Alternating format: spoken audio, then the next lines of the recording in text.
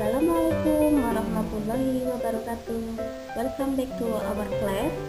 We are Mrs. Siti Triana Rahayu, SPD, and Mrs. Agus. We are continuing the material about narrative text. Do you know narrative text? Last meeting we have studied about narrative text, and then today we'll continue for the part 2. Untuk kali ini KT 3.7 dan 4.7 yaitu membandingkan fungsi sosial, struktur teks, dan unsur kebahasaan beberapa teks naratif lisan dan tulis dengan memberi dan meminta informasi terkait fairy tale pendek dan sederhana sesuai dengan konteks penggunaannya. Untuk KD 4.7 yaitu menangkap makna secara kontekstual terkait fungsi sosial, struktur teks, dan unsur kebahasaan teks naratif, lisan dan tulis sangat pendek dan sederhana terkait fairy tale. Tujuan pembelajaran pada pembelajaran kali ini yaitu diharapkan siswa dapat 1. Membaca teks naratif dengan ucapan yang baik dan benar.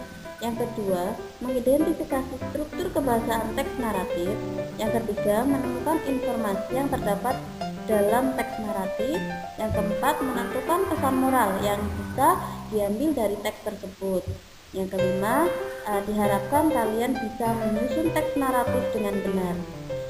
Indikator pembelajaran kali ini yaitu 1. Membaca teks naratif yang dimiliki dengan intonasi yang baik dan benar. Yang kedua, menentukan generic structure teks naratif yang dibaca. Yang ketiga, menentukan tujuan sosial dari teks naratif yang dibaca. Yang keempat, menentukan tokoh, kapan peristiwa terjadi, dan apa konflik atau masalah yang dihadapi oleh sang tokoh dalam teks naratif yang dibaca. Yang kelima, yaitu menyusun kalimat asal menjadi teks naratif yang baik. Berikutnya kita lanjutkan untuk tahap 1, latihan soal yang pertama. Di pertemuan yang kemarin Mrs. Suci sudah menyuruh kalian untuk mencari contoh teks naratif. Berikutnya untuk kegiatan kali ini, silahkan kalian baca read the narrative text you have. Bacalah teks naratif yang kalian punya. Kemudian tentukan identify the generic structure of the text.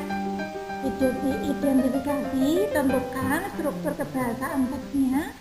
Cari mana orientationnya, mana complicationnya, dan mana resolution. Kemudian yang ketiga, find the character, setting, and social function of the text. Tentukan siapa tokoh dalam cerita yang kamu punya, di mana terjadinya, kemudian apa fungsi sosialnya. Kemarin sudah kita bahas bahwa fungsi sosial dari teks naratif itu ada 2. Yang pertama adalah untuk menghibur, to entertain the reader, dan yang kedua adalah to find the moral value, atau untuk kita cari, kita tentukan, kita temukan apa pesan moral dari cerita yang terjadi. Selanjutnya untuk language feature atau ciri-ciri kebahasaan teks naratif, yang pertama adalah menggunakan kalimat lampau, kecuali untuk kalimat yang direct speech. Untuk yang menggunakan simple past, maka kata kerjanya adalah menggunakan kata kerja verb to atau kata kerja bentuk kedua. Kemudian menggunakan past continuous, di mana di situ menggunakan was atau were ditambah dengan verb aim.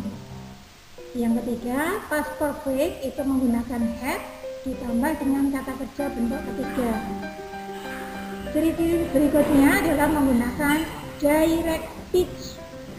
Contohnya misalnya dalam kalimat what are you doing here? That's you wrong.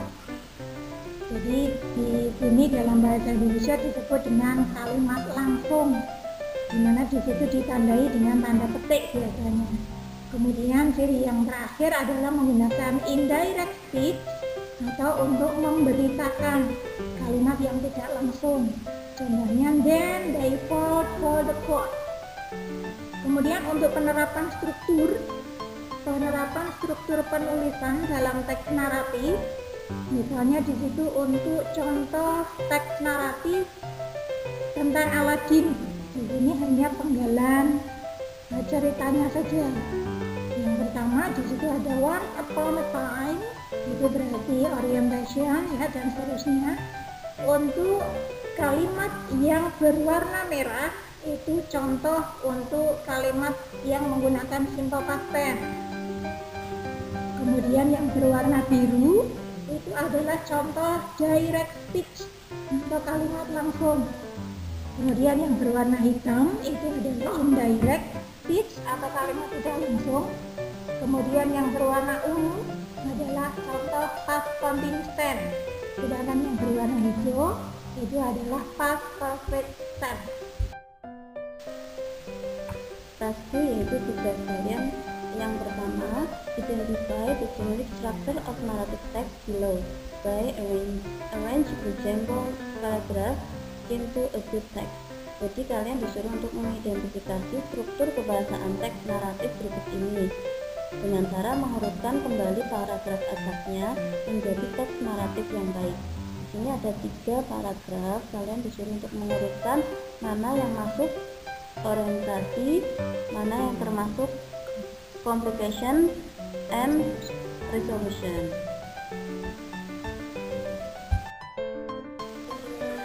Task 3 exercise atau latihan soal. Latihan di sini kalian disuruh untuk membaca teks di bawah ini. Exercise of reading. Read the narrative text about the legend of Lake Toba and complete the following questions. Judulnya itu The Legend of Lake Toba.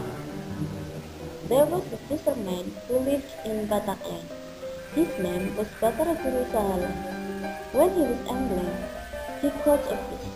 He was surprised to find that fish because the fish could talk and it would to save its egg. He did accordingly. After getting free, the fish changed into a beautiful woman and Sahala fell in love with her. Sahala asked her to marry him, and the woman received him. However, she asked him promised not to tell anyone the secret that he was once a fish. They were very happy married and got 2 daughters. It was a pity on Sahala.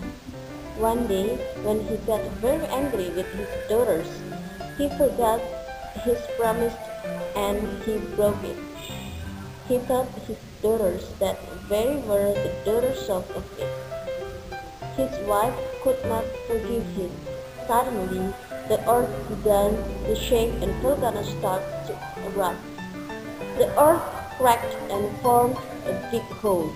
People said that the hole became Lake Toba. Yes, students. Next, please do the exercise. Please answer the questions below. There are 10 questions. Please do it in a piece of paper. Then submit it next week. Jadi silakan dikerjakan 10 soalnya, kemudian kerjakan di selembar kertas. Kalian kumpulkan untuk pertemuan kalian kumpulkan minggu depan. Okay, thank you very much for your attention. I hope you can do your exercise and you can submit it at next week.